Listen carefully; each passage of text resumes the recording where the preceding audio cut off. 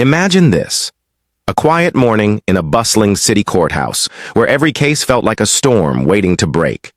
People whispered in corners, lawyers shuffled through papers, and the air buzzed with tension. But on this particular day, something extraordinary was about to unfold, something so shocking that the entire courtroom would remember it forever. At first glance, it looked like an ordinary day. The marble floors reflected the dim lights overhead, echoing with the footsteps of people as they hurried in and out. Security officers stood stiff at their posts, their eyes scanning every face that entered. The wooden benches were packed with anxious families, reporters, and curious onlookers. Everyone seemed distracted until she walked in. A black woman, dressed in simple but neat clothes, stepped through the heavy courtroom doors. Her movements were calm, almost graceful, as if she had been here many times before. Yet there was something about her presence, quiet, commanding, and oddly unsettling. People glanced her way, some curious, others dismissive. To most, she appeared to be just another woman in the wrong place at the wrong time, but not everyone thought so. Two police officers near the front immediately noticed her immediately. They exchanged a look, their brows furrowing, as though they were questioning why she had walked in so confidently. To them, she didn't fit the image of someone who belonged in the front of the courtroom. She walked closer to the aisle, holding a small leather folder in her hands. Her steps echoed, louder than the crowd's whispers, like the sound of a drum building toward something big. The officers shifted uneasily, one of them stepping forward to block her path. "Ma'am, this area is restricted," one officer said firmly, his hand raising slightly, signaling her to stop. The woman paused, lifting her gaze to meet his eyes. For a brief second, the room fell eerily silent. Her stare wasn't aggressive, but it carried a weight that even the officer couldn't ignore. Still, he stood his ground. "Please return to your seat at the back," the second officer added, his voice sharper, louder, almost drawing attention from the entire court. Heads turned, curious eyes following the scene. The woman remained calm. She didn't argue. She didn't raise her voice. Instead, she opened her folder slowly, almost deliberately, as though she was about to reveal something important. But before she could speak, one of the officers abruptly stepped closer. His tone grew harsher, his body language tense. "Did you hear me? You can't be here!" he barked. Gasps spread through the courtroom. The audience leaned forward, sensing something unusual was happening. The judge, not yet seated, hadn't entered the courtroom, leaving the officers to act with unchecked authority. The woman closed her folder quietly and lowered her head for a moment. Her silence seemed to irritate the officers even more. One of them motioned for her to move aside, blocking her completely, and that's when the whispers began. "Who is she?" one woman muttered from the benches. "Why's she walking like she owns the place?" another asked. "Doesn't she know this is a courtroom?" someone else whispered, almost mocking. But not everyone was laughing. A few people noticed something different, something unusual. The way she carried herself, the calm in her eyes, the way she didn't flinch under the officer's hostility. It wasn't arrogance. It was something deeper, something stronger. The tension grew thicker with every second. The officers seemed restless. The crowd leaned forward in suspense, and the woman remained unshaken. She didn't fight back. She didn't protest. Yet her silence spoke volumes. It was as if she knew something no one else in the room did. One child sitting beside his mother whispered, "Mama, she doesn't look scared." His mother pulled him close, eyes locked on the woman. "That's because she isn't," she replied softly, though even she wasn't sure why she felt that way. The atmosphere shifted, heavy and electric, as though the room itself was holding its breath. Everyone expected an outburst, a confrontation, something dramatic. But instead, the woman simply stepped forward again, ignoring the officer's barrier. Her movements were slow but steady. One step, then another. The officer placed his hand on her shoulder, trying to push her back. The woman didn't resist. She simply turned her gaze forward, her face calm, her posture unbroken, and that's when the officer's temper flared. The moment lasted only a heartbeat, but it changed the tone of the entire room. Gasps echoed from the benches. Papers fell from a lawyer's hands. Even the clerk froze mid-motion. What had just happened wasn't supposed to happen in a court of law. The woman stood still, her expression unreadable. Not angry, not shaken, almost prepared. The crowd stared, wide-eyed, unable to process what they had just witnessed. The officers themselves looked uneasy now, realizing they might have gone too far. But the woman didn't say a word.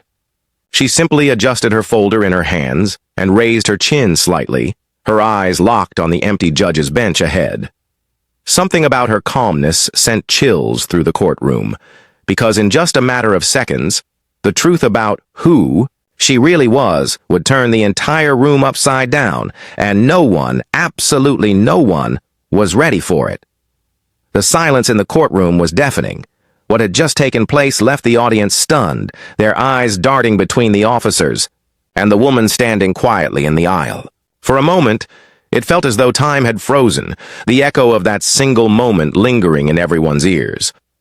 The officers straightened their uniforms, shifting uncomfortably as if trying to regain control of the situation. They expected outrage, resistance, perhaps a confrontation. But instead, the woman stood there silently, calm as ever, her composure unnerving them more than any argument could have. "Ma'am," I said, "step back," the taller officer insisted, his voice firm but uneasy. He expected her to shrink away, to argue or plead. But she didn't. Instead, she tilted her head slightly and asked softly, "And why, exactly, can't I stand here?" Her voice wasn't loud, but it carried across the room, commanding attention. People in the back rows leaned forward, straining to hear every word. The officer's jaw tightened. "Because this area is for court officials only. You're not authorized to be here. Now return to the back." The woman's eyes flicked toward the empty judge's bench at the front of the room. Her lips curved ever so slightly, not in a smile, but in something between patience and quiet defiance. She lowered her folder, holding it against her chest, and remained exactly where she was. Gasps rippled through the benches again. The second officer stepped closer. His tone was sharper, his posture more aggressive, as though he wanted to end the moment before it spiraled further. "Don't make this harder than it has to be. You need to move. Now." The woman didn't move. Instead, she looked straight at him, her gaze steady, her breathing calm. And that's when the murmurs began again. "Why won't she listen?" someone whispered. "She's going to get into trouble," another muttered. "Maybe she's someone important?" A voice questioned. The tension thickened, the air heavy with suspense. It was clear something unusual was happening, something the crowd couldn't quite place yet. The officers exchanged another glance, clearly frustrated.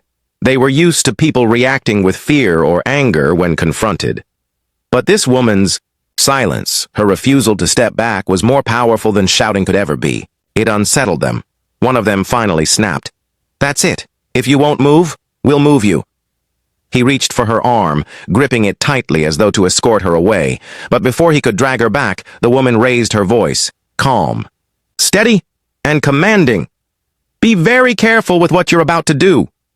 Her words echoed across the courtroom like a warning bell. Not angry, not loud, but chilling in their certainty.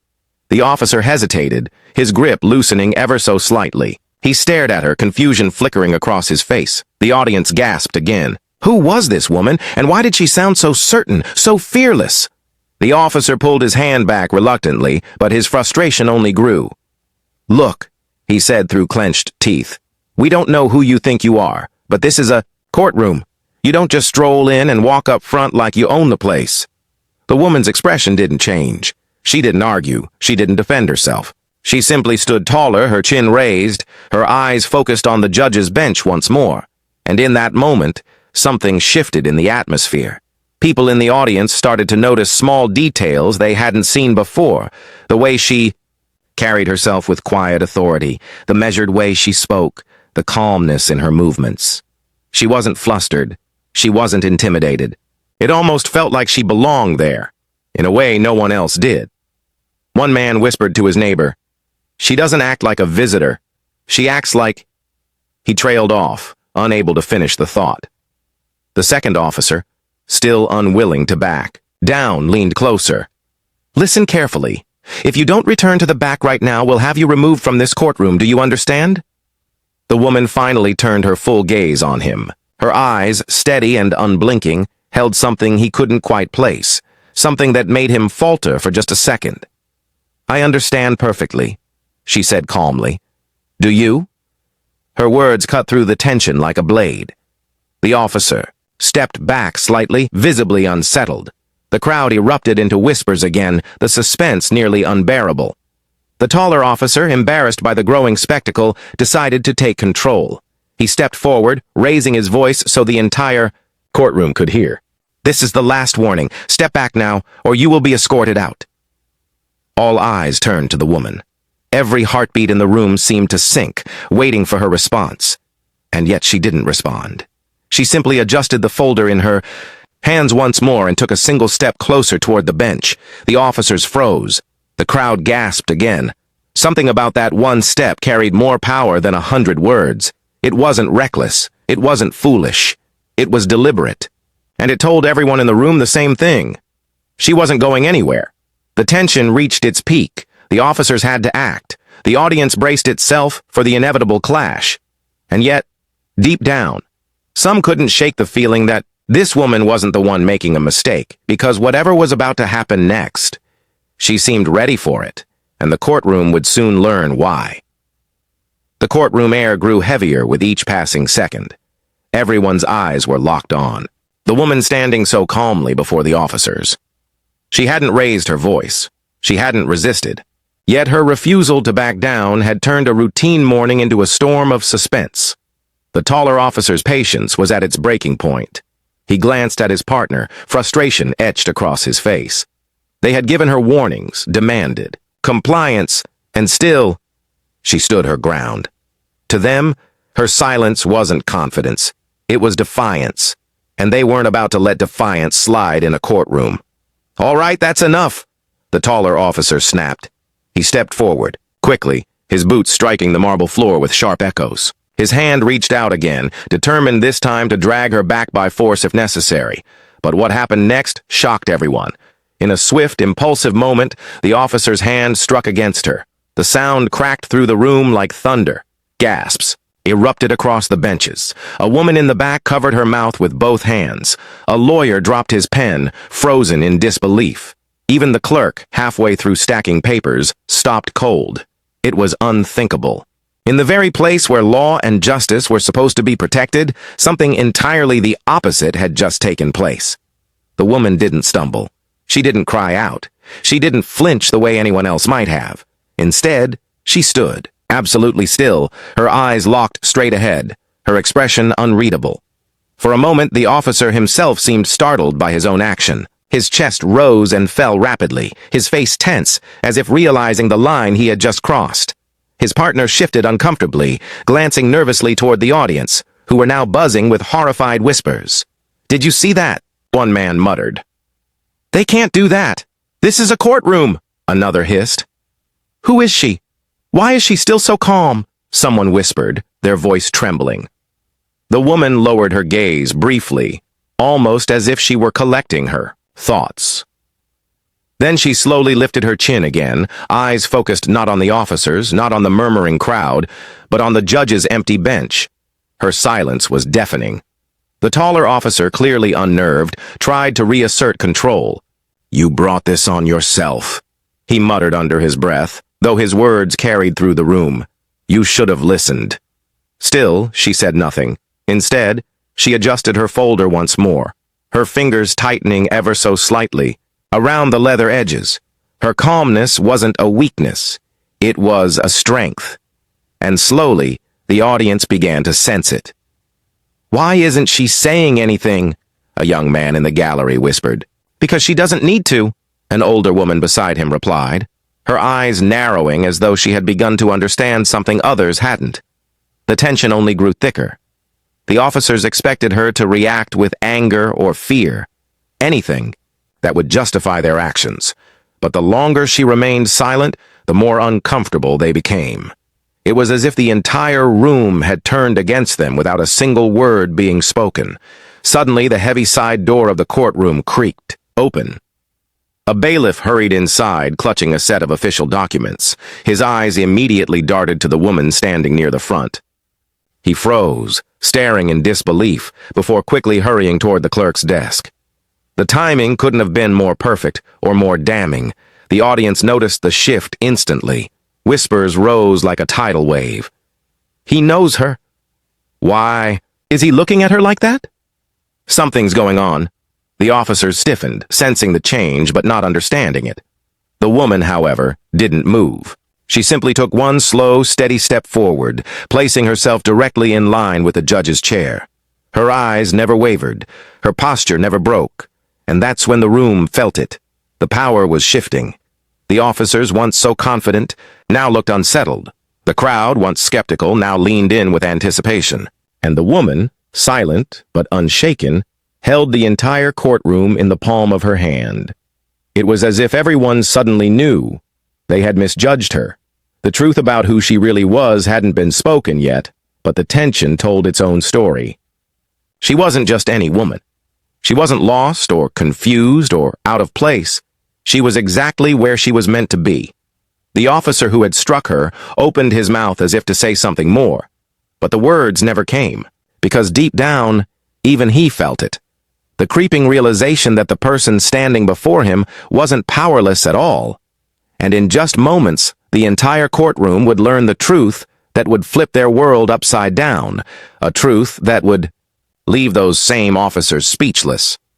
Because the woman they had dismissed, disrespected, and doubted was about to take her rightful place in the very chair they had been guarding.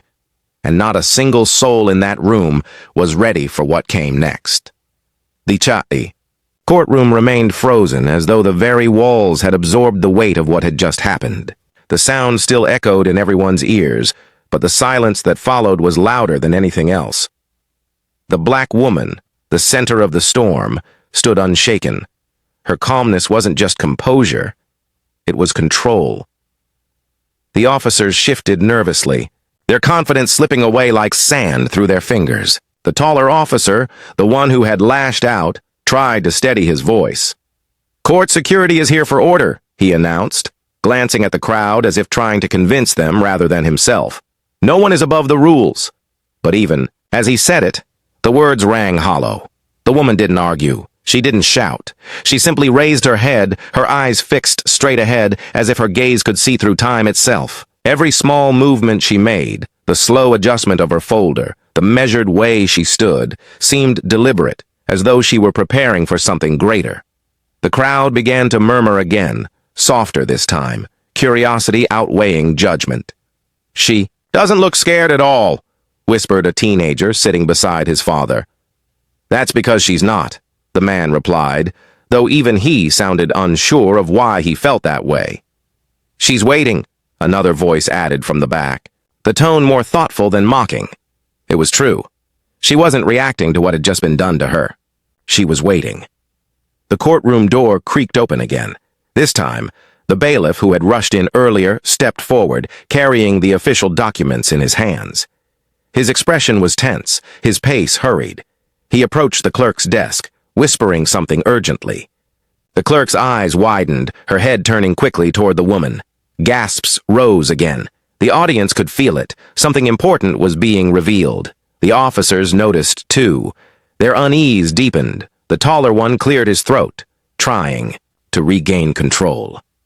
"Ma'am, if you don't step back, we will have no choice but to—" He didn't finish, because at that moment, the bailiff stepped forward, speaking loudly enough for the room to hear. "Sir, you may want to stop?" His voice was steady, his words carrying weight. The officer frowned, confused. "Excuse me?" The bailiff's eyes flicked briefly to the woman, then back to the officer. "You don't know who you're talking to." The room erupted in whispers. Heads turned, eyes darting between the officers, the bailiff, and the woman who still hadn't said a word. Who is she? What does he mean? Why is everyone looking at her like that? The taller officer's face flushed with irritation. "I don't care who she is," he snapped. "No one walks in here and ignores my orders." But his words carried less power now. The crowd wasn't convinced. They had seen the bailiff's expression. They had felt the shift in the room. The woman finally moved, not toward the officers, but toward the bench. Slowly, deliberately, she took another step forward. Her shoes tapped against the marble floor with a rhythm that made every heart in. The room beat faster. She didn't glance at the officers. She didn't acknowledge the whispers. She walked as though she belonged there, as though every inch of the courtroom had been built for her. The officers moved to stop her again, but this time, the bailiff stepped in front of them. His stance was firm. "Enough," he said sharply. "Stand down!" The audience gasped again. It was unheard of for court security to be stopped by one of their own, but the bailiff's tone left no room for argument. The officers hesitated, their authority slipping with every second. The taller one clenched his fists, but his partner tugged at his sleeve, muttering under his breath. "Something's wrong. Look at the way they're reacting. She's not just anybody." The woman reached the first step of the judge's platform.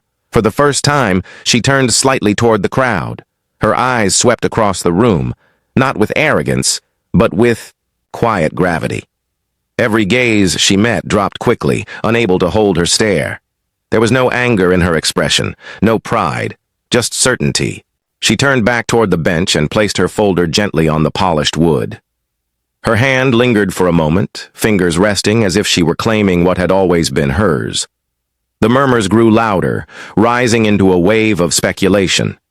Is she? No, it can't be. She doesn't look like... But what if she is? The officers looked completely out of place now, their earlier dominance gone. The taller one tried one last time, his voice shaky. "This is a serious violation. You can't..." But the bailiff cut him off. "You're the one violating the order," he said firmly, "and you'll regret it." The taller officer froze, his confidence crumbling. The audience fell silent. Again, the suspense unbearable, and in that silence, the woman reached for the judge's gavel, her hand hovering just above it. She didn't pick it up yet, but the message was clear. Her rightful place wasn't at the back of the courtroom.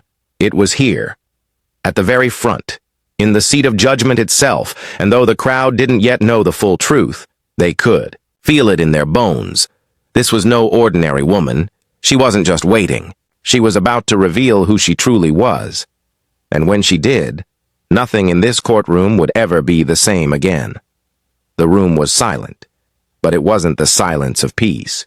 It was the silence of anticipation, the kind that weighs heavily on every shoulder and makes every heartbeat echo louder than footsteps on marble. The woman stood at the judge's bench now, her hand resting gently near the gavel. Her calmness, her composure, it all spoke louder than the officers' raised voices ever could. The courtroom audience leaned forward, breath held, waiting for her to make her next move. The taller officer finally broke the silence, his words sharp, desperate to regain authority. "Step away from there now. This is your final warning." But no one in the room believed his words anymore. His voice didn't carry the same weight. It trembled with uncertainty, thin against the rising storm of truth. The bailiff, who had already placed himself firmly between the officers and the woman, shook his head slowly. "You don't understand," he said in a low, steady tone. "You're giving orders to the wrong person." Gasps rippled across the benches. The audience's murmurs grew louder. "What does he mean?" someone whispered. She's not just anyone, is she?" another replied, clutching her chest. "Then who is she?" came the hushed question from a man in the back row. The woman finally lifted her folder. With deliberate slowness, she opened it and spread the documents across the judge's bench. The papers were stamped with official seals, their edges crisp, their presence undeniable. She smoothed them with her hand before turning to face the courtroom. Her voice carried softly at first, but the quiet strength in it made every word sharp and clear. "You've all been waiting for the judge to arrive," she said, pausing as her words echoed across the room. "And here I am." The air seemed to vanish from the courtroom. For a moment, it felt like the world itself had stopped turning. The officers froze, their faces draining of color. The audience erupted in gasps, disbelief spreading like wildfire. People turned to each other, their voices a mixture of shock and awe. "She's the judge? No, that can't be. It's true, look at the documents." The taller officer stammered, his mouth opening and closing as if his words had deserted him. You're... What? The woman stepped forward now, her posture commanding, her presence undeniable. I am the appointed judge for this courtroom. You dismissed me. You disrespected me. And you did it in front of every single witness here today. Her words struck like lightning, each syllable slicing through the silence. The audience's murmurs swelled, filling the room with an energy that felt like both shock and vindication. Some covered their mouths in disbelief, and others leaned back in awe. The tension that had suffocated the room only moments ago now shifted into something entirely different. Respect, recognition, and even fear. The officers stood frozen. The taller one looked like the ground had been ripped out from under him. His partner, who had remained quieter throughout, muttered under his breath, "We've made a mistake so large it could never be undone." The judge, the woman, they had humiliated, took the gavel in her hand now. She held it with calm dignity, not raising it yet, but letting its presence speak for her. The sound of the wooden handle against her palm was louder than any outburst could have been. She turned her eyes to the audience, her expression steady. This courtroom is built on justice. But justice means nothing if respect isn't given to every person who walks through these doors. Her words carried weight beyond the walls of that room.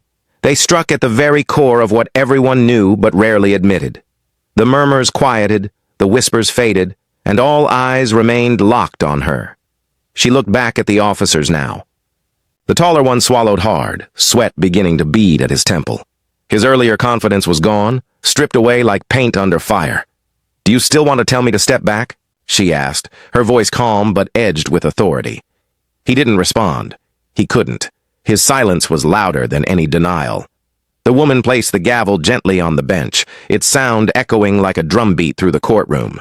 It was the sound of order, of power reclaimed, of truth revealed. The clerk, who had remained quiet throughout the spectacle, finally stood and bowed her head slightly. "Your Honor," she said softly, acknowledging what everyone now knew. "The court awaits your direction." The audience gasped again, this time not in disbelief but in awe. The truth was no longer hidden. The woman they had doubted, underestimated, and mistreated had been the very authority they were waiting for all along. And though the full weight of her justice had yet to fall, the officers already looked defeated. The balance of power had shifted completely, and everyone in that courtroom knew the story was far from over. The gavel rested in her hand like a symbol of destiny fulfilled. Every eye in the courtroom followed her movements, as if the air itself had frozen, waiting to hear what she would say next. The officers, who had once barked orders at her with arrogance, now stood rigid and pale. The woman's voice was calm, but beneath its composure ran a steel edge that carried across the room. "This courtroom," she said slowly, her eyes sweeping the benches, "was meant to be a place of law, of fairness, of respect. But today, it became a stage for arrogance, ignorance, and injustice." Her words echoed off the high walls, filling every corner. The audience shifted uneasily, many unable to look away from her. The taller officer tried to regain control, his pride clinging desperately to the scraps of authority he thought he still had. This is a misunderstanding," he muttered, his voice faltering. "We didn't know who you were." The woman's eyes cut to him sharply, and his words trailed off. "And that," she replied firmly, "is the heart of the problem. Respect should not depend on knowing someone's title. Respect should be given because every person who walks through these doors deserves it." The courtroom erupted with murmurs. Again, many nodding in agreement. Her words weren't just for the officers, she was speaking to everyone. The shorter officer, clearly more shaken, whispered to his partner, "We've ruined ourselves." His hands trembled, and his shoulders slumped under the weight of his guilt. The woman lifted the gavel slightly, tapping it once against the bench. The crisp crack cut through the air like lightning. "This court is now in session," she declared, her voice commanding. The energy shifted instantly. The chaos of moments before seemed like a distant memory. The audience straightened, the clerk hurried to her place, and even the officers found themselves instinctively standing at attention, as though the gavel's sound had snapped them back. to order. She leaned forward slightly, her gaze fixed on the two men who had disrespected her. "Step forward," she commanded. The taller officer hesitated, but the silence that followed was unbearable. With stiff movements, both men walked toward the bench, their heads bowed. "You carried yourselves with arrogance," the judge said, her tone controlled but firm. "You thought power meant authority, but true authority comes from service, integrity, and respect. And today, you showed none of those." The taller officer opened his mouth to speak, but she raised a hand and silenced him instantly. "This is not your turn to speak," she said. "This is your turn to listen." The audience gasped, some leaning forward eagerly. It was rare to see officers humbled so openly, but there was no cruelty in her voice. Only truth. She continued, her words deliberate, every sentence landing with the weight of justice. "You thought you could shame me. You thought you could silence me. Instead, you revealed yourselves before the very people you are supposed to protect." Her words stung, and the taller officer's jaw tightened, but his eyes betrayed shame. The shorter officer kept his gaze glued to the floor. The judge then turned her attention to the crowd. "Let this be a lesson for all who are watching," she said, her voice lifting higher now, resonating with power. "Power does not excuse disrespect, uniforms do not excuse arrogance, and authority does not excuse abuse." The audience broke into murmurs again, this time with admiration. Many nodded, some even clapped softly before silencing themselves, aware of the gravity of the moment. The judge tapped the gavel again, commanding silence. She leaned back in her chair, her presence radiating strength. "You two will face a review for your actions today. This court will not allow intimidation to replace justice." The officers looked as though the floor might swallow them whole. Their downfall was complete, not because she had shouted or raged, but because she had spoken truth with unwavering dignity. For the first time, the officers weren't the ones holding the room's attention. She was, and her presence dwarfed theirs so completely that they seemed like children caught misbehaving. The bailiff, who had earlier defended her, nodded with quiet pride. The clerk's hands moved quickly over her notes, documenting what would no doubt become one of the most unforgettable courtroom sessions ever held. As she looked over the room, the judge's expression softened slightly. She wasn't here for revenge. She wasn't here to humiliate. She was here to remind everyone what true justice looked like. Her final words for the day carried a weight that left no heart untouched. Respect is not given because of who you are. Respect is given because of what we all are. Human beings. Never forget that. With a final resounding crack of the gavel, she ended the session. The courtroom sat in stunned silence for a heartbeat, then erupted into applause, not wild or chaotic but respectful, thunderous in its unity. The officers stood frozen, their heads bowed, their shame undeniable. And there, seated firmly in the judge's chair, the woman they had doubted held the room not with force, but with the undeniable power of dignity. The gavel's final crack still seemed to echo long after the session had ended. People lingered in the courtroom, hesitant to leave, as though they had just witnessed a moment of history they didn't want to end. The air buzzed with whispers of disbelief, awe, and respect. The judge sat poised at the bench, her figure calm, but unshakable.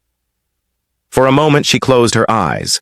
The weight of everything that had just happened pressed on her shoulders, not as a burden, but as a reminder of what justice meant. The two officers, now visibly humbled, stood motionless in front of her. Their faces were pale, their pride shattered. For them, minutes had felt like hours under her steady gaze. Finally, she spoke, her voice softer now, but no less commanding.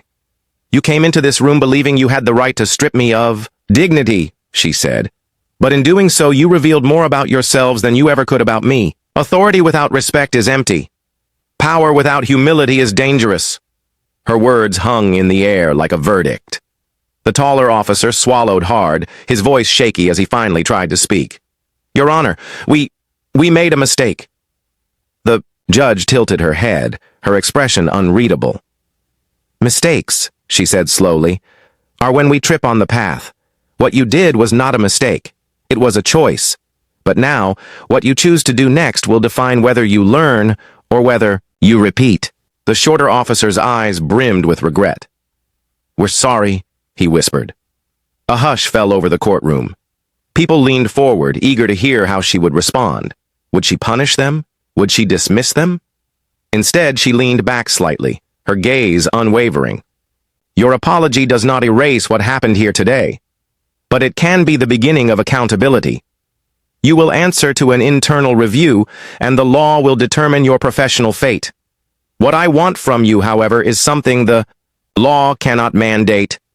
Both officers looked up, confused. I want you, she continued, to remember every face in this room, every person who witnessed your arrogance, and I want you to understand the power of example. If you walk away from this unchanged, then justice has failed. But if you walk away determined never to repeat this, then perhaps today will serve as the lesson it was meant to be. The courtroom murmured in agreement. The judge tapped her gavel once, not to silence the room this time, but to steady the moment. She turned her attention to the crowd. Justice is not about titles. It is not about uniforms. It is not about who stands at the front and who sits in the back. Justice is about fairness, dignity, and truth. And every single person here has the responsibility to uphold that. Not just me, not just the officers, but all of us. Her words landed like a spark in dry wood, igniting something in the audience. A young woman in the front row wiped her tears. An older man nodded solemnly, whispering to his grandson about the importance of respect. The courtroom, once filled with tension and disbelief, now radiated a sense of unity. The clerk stood to adjourn, but the judge raised her hand gently. She wasn't finished yet. Looking at the officers one last time, she said, You tried to diminish me, but instead you revealed me. And let me be clear. I don't stand here today because I demanded this seat. I stand here because I earned it. And respect, whether you give it or not, will not change who I am. The audience erupted into applause once more, this time stronger, louder, undeniable. The sound shook the walls, not in chaos, but in harmony. The officers lowered their heads further, overwhelmed by the force of the moment. As the applause settled, the judge rose from her seat. Slowly, with dignity in every step, she descended from the bench. The bailiff, who had earlier stood by her side, nodded proudly. She passed the officers, her presence alone enough to make them step aside. Walking through the courtroom aisle, she did not look back. She didn't need to. The lesson had already been left behind, etched into the minds of every soul present. When she reached the heavy wooden doors, she paused. Turning slightly, she offered the crowd a final statement. True justice begins not in the courtroom, she said, but in the heart. Carry it with you wherever you go.